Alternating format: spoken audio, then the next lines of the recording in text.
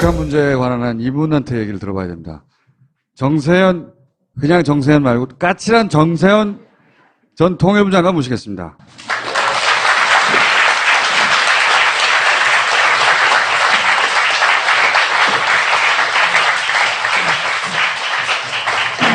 사실 지금은 이제 트럼프도 톤다운하고 북한도 톤다운해서 다 지나갔지만 초기만 하더라도 다들 특히 우리나라 대부분의 언론들은 전쟁이 꼭 터질 것만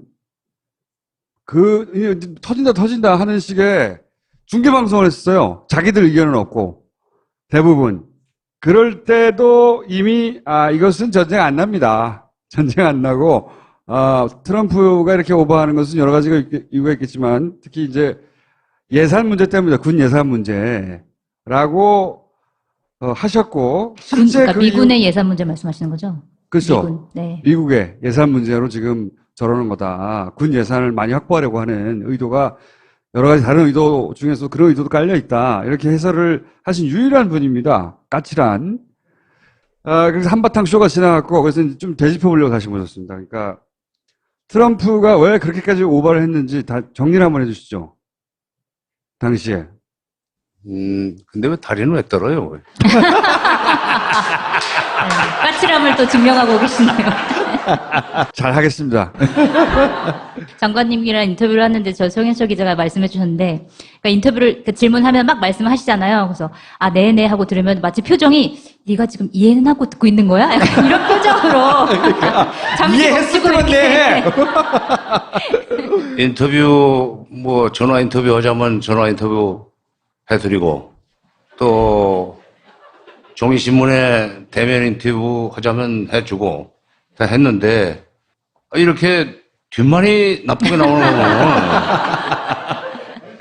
거는 미국과 북한 사이에 말싸움이 점점 에스컬레이트 될 때 서로 이렇게 에스컬레이트 될 때 대부분 8월 사람들이 이제 이러다가 보면 전쟁 난다. 8월 위기설. 네. 8월 위기설도 나오고 북한이 저렇게 기죽지 않고 계속 미국을 상대로 대들면 트럼프 성격에 치고 말 것이다. 그렇게 되면은 한반도에 전쟁이 나는 거다.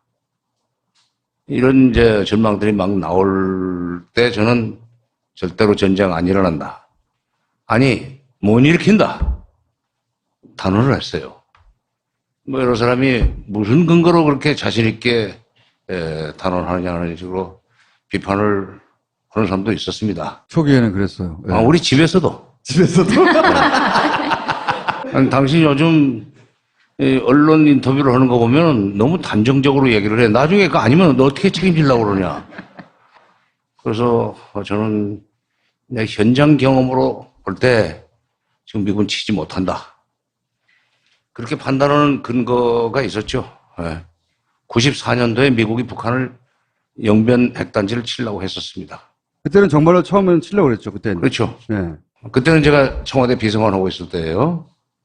그렇기 때문에 그런 계획의 내용과 또는 그 계획이 발표된 이후에 북한의 움직임이라든지 이런 것을 다른 밖에 있는 사람들은 비교적 소상하게 알고 있었습니다.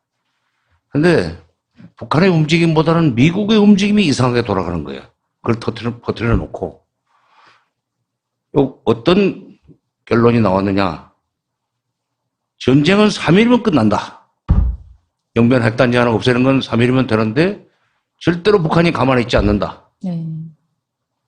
반격을 하고 특히 그때는 개성공단 쪽에다가 배치를 해놨던 장사정포, 방사포 거의 200, 서울 같은 건 물론 그 사정권 안에 들어가는 장사정포를 그냥 그대로 눌러대면 그들 문자로, 잘 쓰는 문자로 서울 불바다가 됩니다.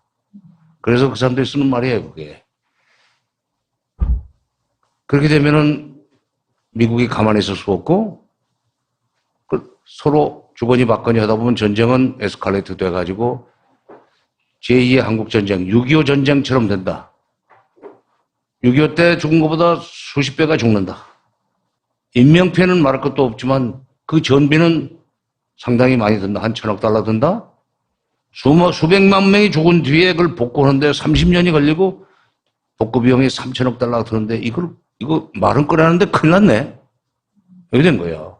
그게 당시 미국의 분석 결과였다는 거죠. 전쟁을 그렇죠. 하게 되면. 그렇죠. 네. 판단이죠. 내부 판단이었죠. 수백만 명이 죽는 전쟁이 일어나고 나면은 남북 합쳐서 7,500만인데 그래서 수백만 명이 죽는 그런 일종의 대학살이 일어나면은 거기에 대한 도덕적 책임을 비켜갈 수가 없어요.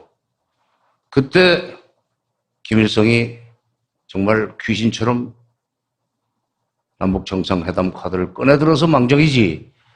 아니었으면은 말을 꺼내놓고 실행에 옮기지 못하고 미국이 정말 모양 아주 스타일 구기고 우물쭈물하면서 끝냈을 거예요. 바로 그런 대북 선제 타격의 후과.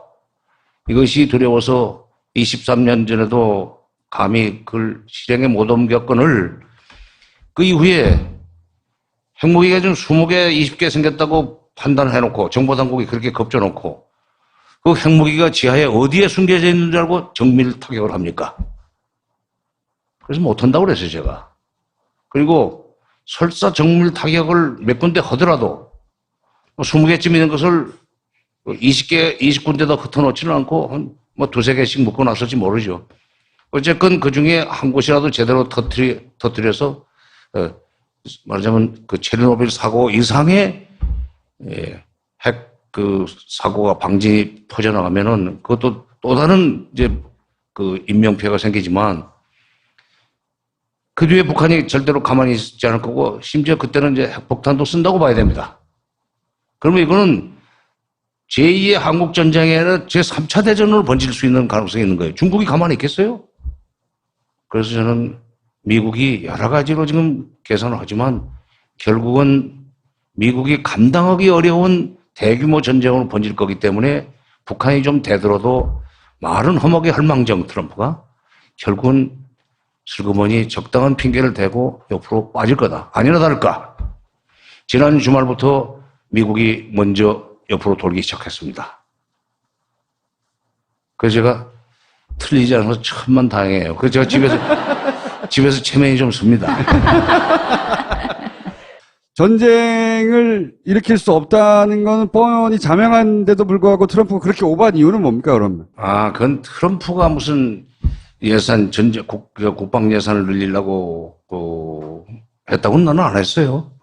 그건 아니고. 네, 군이 그렇다고. 그런 분위기가 이렇게 고조돼 갈 때, 이제 미국이 우리는 매년 1월 1일부터 예산 회계 연도가 돌아가기 시작하지만 미국은 10월 1일부터 돌아갑니다. 그러니까 9월 달에 예산이 확정이 돼야 돼요.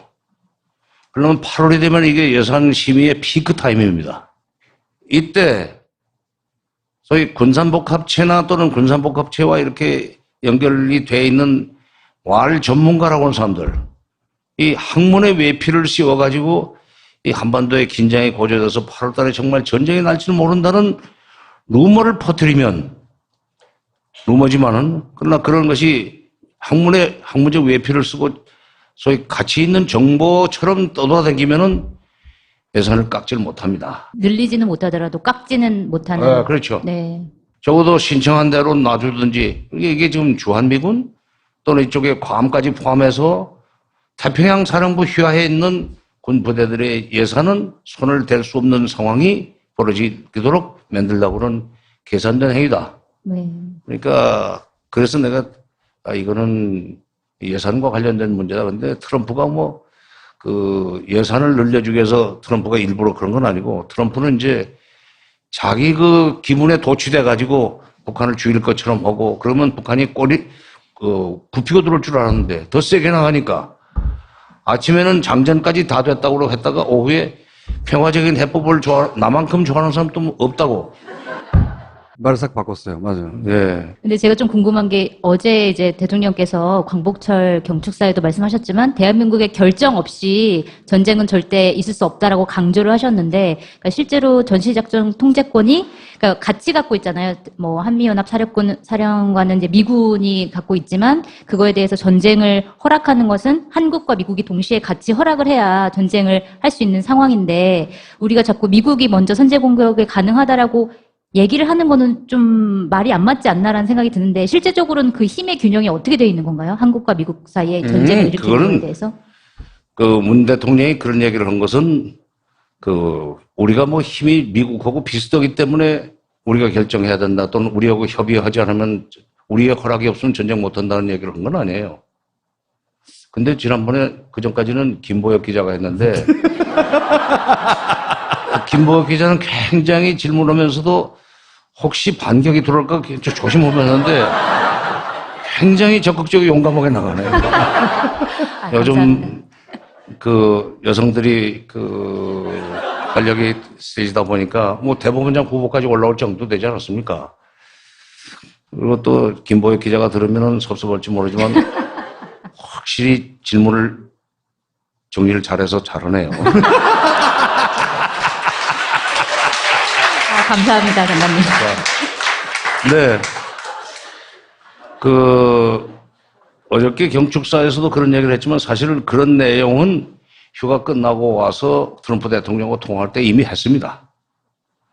그러니까 절대로 전쟁이 일어나서는 안 된다. 그 다음에 미국의 대북 선제 공격이라든지 군사적 행동은, 우리의 뭐 허락이라고 그럴까? 우리와 협의를 거쳐서야만 결정해야 된다. 하는 식의 얘기를 했습니다.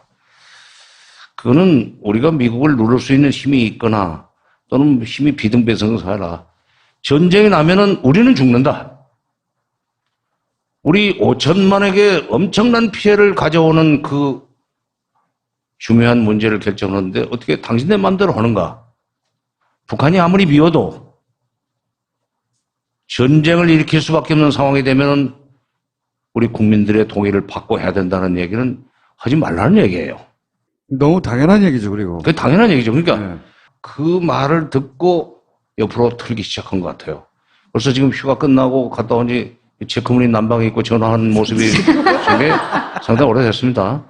그 뒤에 미국도 뭐 문재인 대통령이 그렇게 얘기해서 겁난애가 아니라 맞아. 이게 그동안에 미국의 그 전문기관이나 무슨 언론에서는 마치 미국이 결정하면은 얼마든지 선제 타격할 수 있는 것처럼 얘기들이 돌았지만 따지고 보니까 그렇구만. 한국의 동의 없이 그런 일을 벌였다가 나중에 정말 국제적으로도 비난받을 일이고라고는 생각 때문에 미국이 이미 방향을 틀었고 어제 연설은 다시 한번 거기에 대못을 치는 그런 의미가 있었습니다. 초반에 난리 났을 때 생중계할 때 있잖아요. 우리나라 언론이 한 일은 대부분의 언론들은 그거를 무슨 스포츠 중계하듯이 미국이 이런다는데 이러고 있어요. 당장 맨 먼저 나와야 되는 얘기가 야 니들이 왜 우리 땅에서 일어날 전쟁을 니들이 한다 만다 하느냐. 그렇죠. 그 얘기부터 해야 되거든요. 그 얘기를 하는 사람들이 없어. 그 얘기를 하는 언론들이 한 개를 빼줄게. 네, 한결에 했습니다. 네. 그 얘기를 해야 되는 거거든요. 근데 포탈도 전쟁 난다 얘기만 있으니까 정세현 장관은 빼고 그래서 규탄해야 되는 거거든요. 트럼프에 대해서. 야, 네가 뭔데 자꾸 여기서 전쟁한다고 그래. 라고 우리 전문가들 규탄해야 되고 우리 언론들도 비판해야 되는 거예요. 트럼프를. 중계할 게 아니고. 그러면서 8월 전쟁설, 8월 위기설 막 퍼뜨릴 게 아니라 이 조중동이니까 제정신이 아니야. 지가 죽는데 전쟁 나면 전쟁 난다는 얘기만 신나게 보도하고 있잖아. 봐라 그러면서 문재인 지지율 떨어지라고.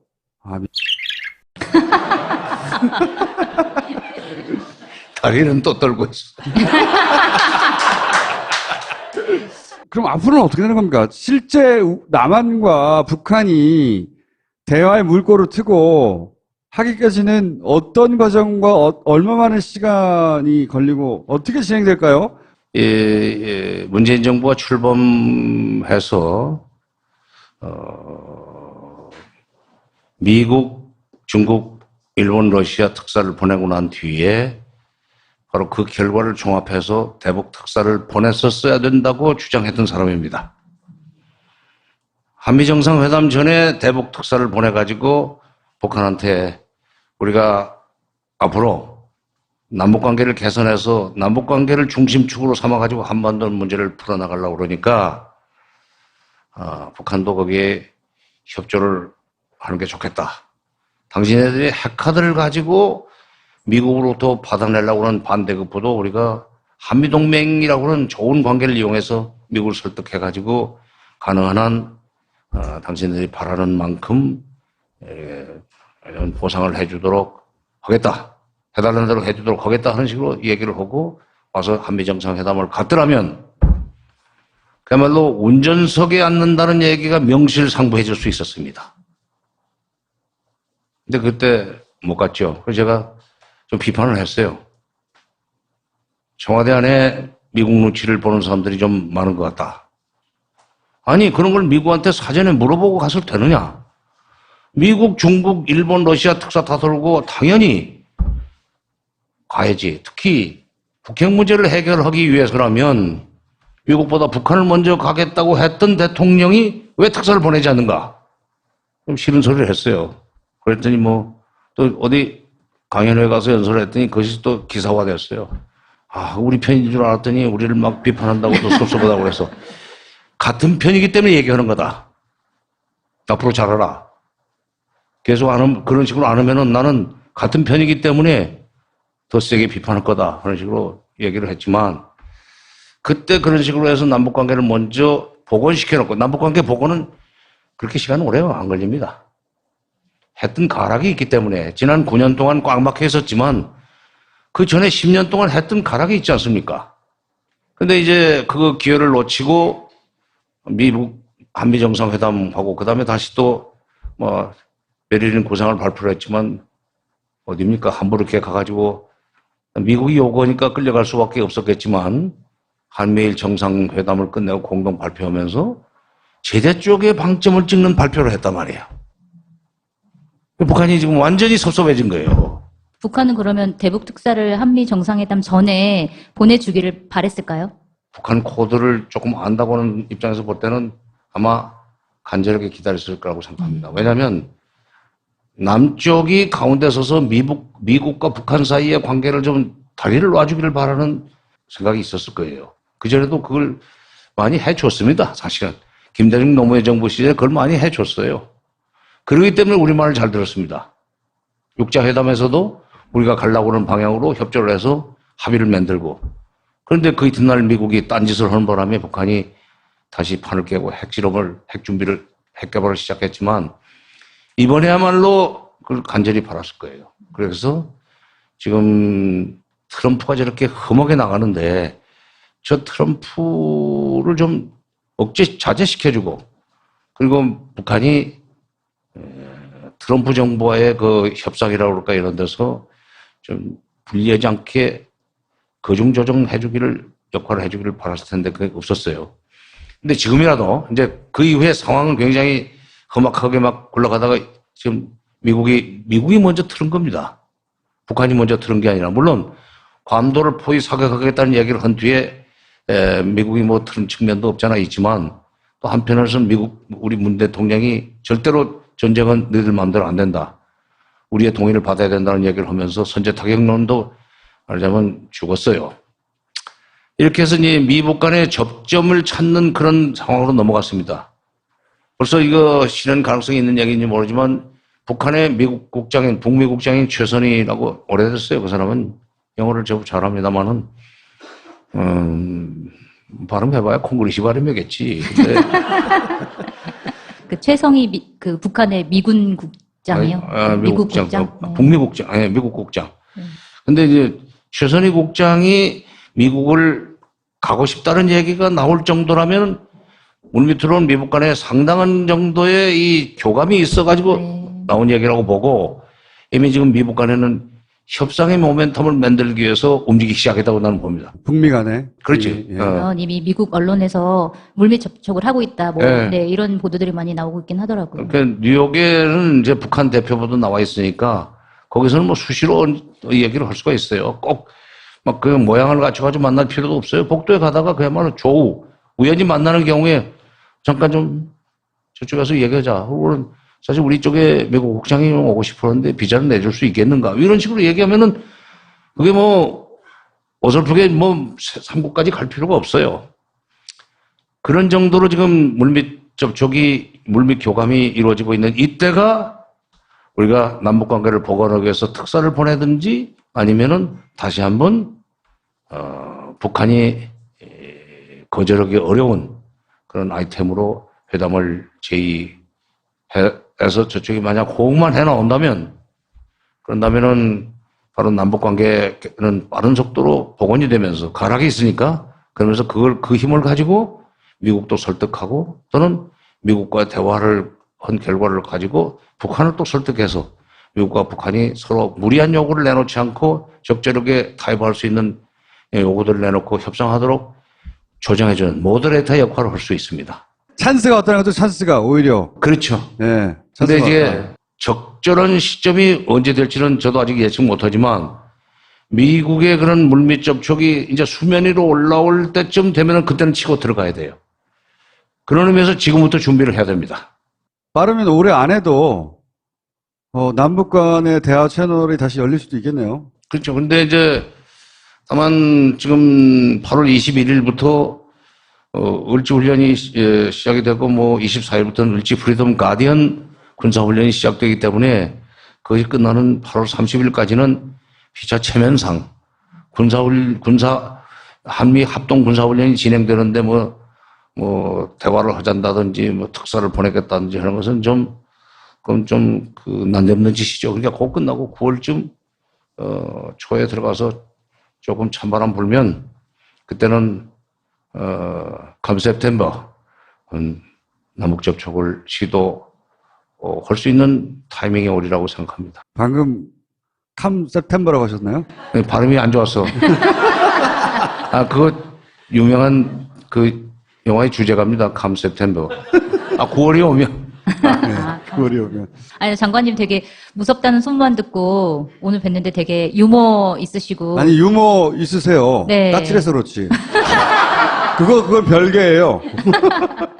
그 북한 미사일 발사를 대하는 바람직한 태도는 뭡니까, 그러면?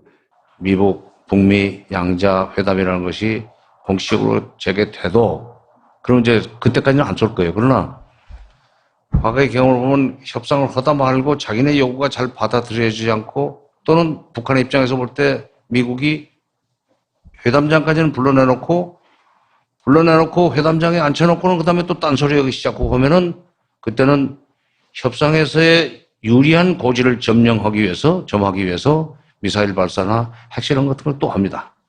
그러니까 북한은 미사일과 핵이 협상장에서 상대방의 양보를 끌어내는 유력한 카드예요. 밖에서는 또 협상으로 미국이 나올 수밖에 없도록 유도 내지는 압박을 하는 또 카드고 미국이 회담에 나올 수밖에 없도록 만드는 자극하는 카드고 그러니까 미국이 보면은 그동안의 경험을 가지고 사례를 가지고 보면은 처음에는 북한을 가만두지 않을 것처럼 막 겁도 주고 굉장히 압박을 가해가지만 그럼에도 불구하고 강력하게 반발하면서 더 큰 사고를 치고 그러면 미국이 왜 이래 나 이러봐. 아니요. 꼭 뭐 그런 식으로 되게 그런 식으로 형국으로 끌고 나갑니다. 이러봐 해가지고 뭘 어떻게 해주면 되는데 말로 하지 말로 이렇게 되니까 북한은 그런 성공의 추억이 몇 번 있습니다. 그렇기 때문에 이번에도 세게 나가는 거예요. 아니나 다를까. 세게 나가고 괌을 치겠다고 하니까 싹 옆으로 돌잖아요. 물론 한국에서 전쟁 절대로 안 된다. 선제 타격 절대로 안 된다. 우리 허락이 있기 전에 안 된다 하니까 아마 이 문 대통령의 그런 발언에 대해서 북한은 상당히 고맙게 생각할 겁니다. 따라서 이런 것이 포인트가 돼가지고 앞으로 남북 접촉할 때 그때 고마웠다는 얘기를 말은 안 해도 눈빛으로 얘기를 해요. 뭐 사귀는 얘기 그렇게 많이 나와, 이렇게. 아니, 선수들은 알아요, 그거. 선수들은. 북한에 대해서 이제 미국하고 이쪽에서 무슨 일만 터지면 대화와 경제 제재를 병행하듯이 북한은 대화와 미사일을 병행하는 거군요. 이쪽이 경제 제재면 이쪽은 미사일을 쏘는 거. 역할이 그런 거군요, 말하자면. 그 과거에도 그러니까 북한이 그런 핵과 미사일을 가지고 국제사회를 상대로 위협적인 도발을 할 때 미국 내에서는 그 해법에서 양론이 있었습니다. 협상으로 풀어야 된다는 시대가 있는가 하면은 정권의 성격에 따라서 초기에 북핵 문제가 처음에 93년에 됐을 때는 클린턴 정부는 잽싸게 대화로 풀어야 된다고 그래서 그걸 시작을 해가지고 2002년 말까지는 북핵 문제가 없었습니다. 근데 부시 정부가 돌아가지고 북한이 클린턴 때의 약속을 어기고 다른 새로운 핵 프로그램을 지금 가동 중에 있다 하는 식으로 압박해 들어가면서 북한이 반발해가지고 결국은 사고를 치기 시작하니까 처음에는 가만두지 않을 것처럼 뭐 위협을 가하고 하다가 정말 큰 사고를 쳤죠. 2006년에 핵실험을 해버리지 않았습니까? 그랬더니 뭐 바로 11월 달에 이쪽으로 좀 만나자고. 그렇게 해서 그 유명한 소위 2007년이죠. 2007년에 2.13 합의라는 것까지 만들어내서 여러 가지 북핵 문제가 풀려가려고 하는 상황에서 정권이 교체돼 버렸어요. 그러니까 그 약속은 미국이 이행하지 못했지만 북한으로서는 두 번의 소위 이 벼랑 끝 전술이 미국으로 하여금 오히려 굽히고 대화를 하자고 굽히고 나오도록 만들었다고는 성공의 추억이 있으니까 이번에도 세게 나간 겁니다.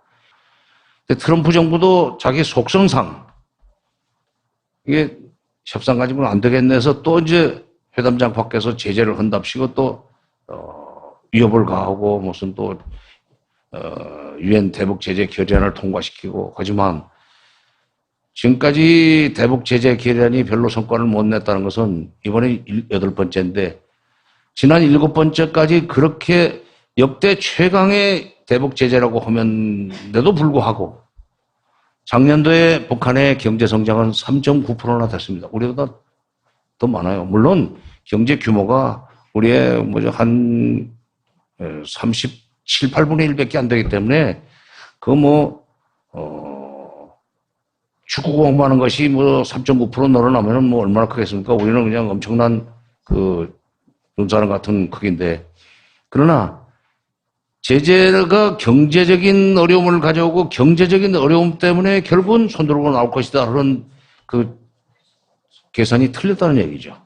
그러니까 그런데도 불구하고 미국은 중국이 협조해서 확실하게 틀어막아주면은 손들고 나올 텐데 중국이 협조를 안 해서 지금 북한이 저렇게 계속 도발을 한다는 그런 자기 나름의 이론이 있습니다.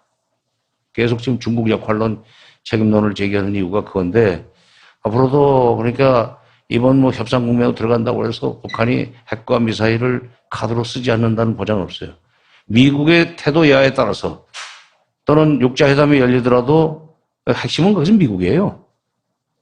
왜냐하면 북한이 핵카드를 가지고 달라고 하는 게 미북 수교하고 평화협정입니다. 그거는 중국이 해주지 못해. 미북 수교를 어떻게 중국이 결정합니까?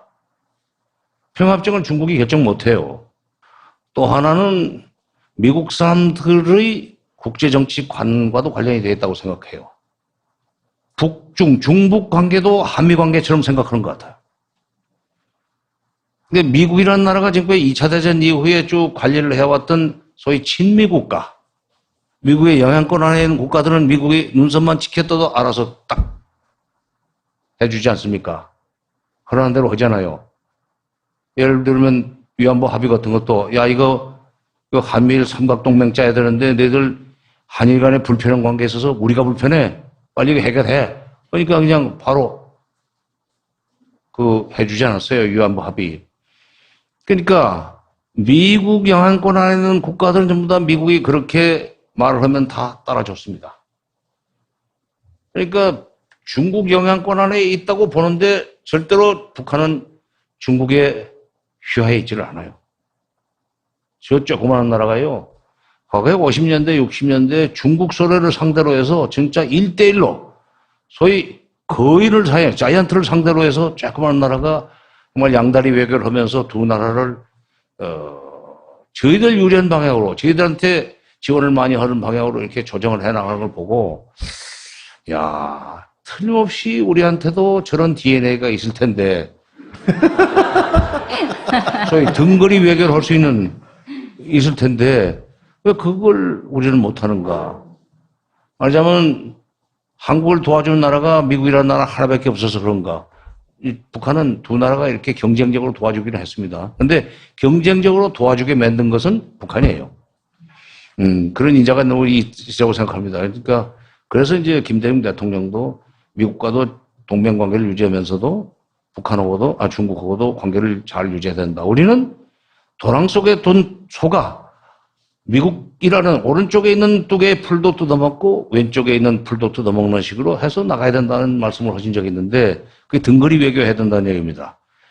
근데 이제 그런 미국이 바라보는 소위 소국들은 대국이 시키면 시키는 대로 하게 되어 있다는 판단이 오히려 더 큰 원인이 아닌가 하는 생각이에요. 그게 저는 더 큰 원인이라고 생각합니다. 그러니까 미국의 중국과 북한 관계에 대한 오해네요. 오해. 오해죠. 네, 뭘 네. 이해? 오해라기보단. 북한 사람들의 중국에 대한 거부감이 상당히 강해요. 아, 그런가요? 강해요. 내 경험도 그렇고 김대중 대통령도 김정일 위원장도 그런 비슷한 얘기를 하더라는 말씀을 하신 적이 있는데 그래서 북한 사람들 중국에 대한 신뢰가 없습니다. 신뢰가 없는데 어떻게 중국이 허락한다고 하겠어요? 이게 미국의 착각이에요. 오늘 궁금한 건 다 여쭤봤는데 혹시 오늘 하실 얘기 중에 못 하신 거 있으십니까? 언론 내지는 야당에서 뭐 안보 무능, 뭐 문재인 정부가 뭐 안보 무능이다 뭐 이런 비판을 하는데 네. 안보 무능을 지금 안보 무능이라고 비판하는 사람들이 바로 문재인 정부가 안보 면에서 움츠러뛸 수 없는 조건을 만들었고 떠난 사람들이다. 박근혜 정부가 남북관계 완전히 끊어버렸고 미국에 완전히 치우치는 대미 경사 외교를 하는 바람에 중국은 멀어졌고 거기다 사드까지 알박기를 하고 떠나는 바람에 중국은 경제적으로도 불편한 관계가 됐다.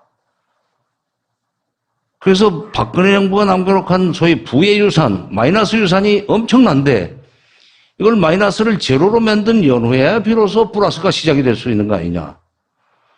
엄청난 마이너스를 만들어 놓은 사람들이 무슨 낯짝으로 안보무능이라고 그러냐. 지금 이 유능이라는 얘기를 하려면은 이제 플러스를 만들어야 되는데 그들이 이게 남겨놓고 난 부의 유산, 마이너스 유산을 제로로 만들기에도 시간이 지금 100일밖에 안 됐다.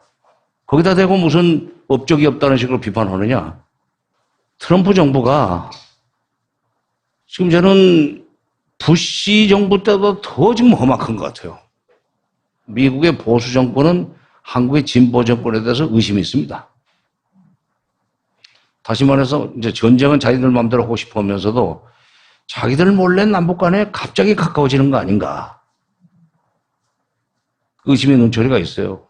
역대 언제든 그래서 미스매칭이라는 말이 나왔습니다만은 지금 부시 때 김대중이나 부시 때 노무현보다도 훨씬 더 어려운 상황에서 문재인 정부가 100일밖에 안 됐는데 무슨 외교안보 업적이 없다고 그러는가. 너무 성급한 요구다. 너무 성급한 요구다. 그리고 실제로 과거에는 대선을 제대로 하면은 취임 전에 2개월이라는 인수위 시절이 있었습니다. 2개월 동안에 준비 다 해가지고 외교적인 것도 다 기반 구축하고 그리고 정식으로 이제 취임하고 그때부터는 본격적으로 일을 시작해 나가는데 지금 뭐 그 인수위 기간이 없이 인수위 100일 중에 인수위가 2달을 하는데 인수위 빼고 나면 40일밖에 안 됐어요. 내일이. 이런 마당에 40일 만에 뭘 어떻게 합니까? 자본이라는 것도 해임 기간이 필요해요. 사람도 273일인가 돼야 애기가 돼서 나오지 않습니까? 하등동물은 굉장히 빨리 새끼를 낳지. 이건 국가야. 국가란 정말 고등동물이고 굉장히 복잡한 기구인데 40일 만에 성과가 없다는 식으로 비판하는 것은 그건 비판을 위한 비판일 뿐만 아니라 자기가 무슨 짓을 했는지도 모르고 지금 그런 비난이 돌아오리라는 생각도 못하고 무슨 놈의 마이크 앞에 선단 말이야. 이 말을 좀 내가 보태고 싶었습니다.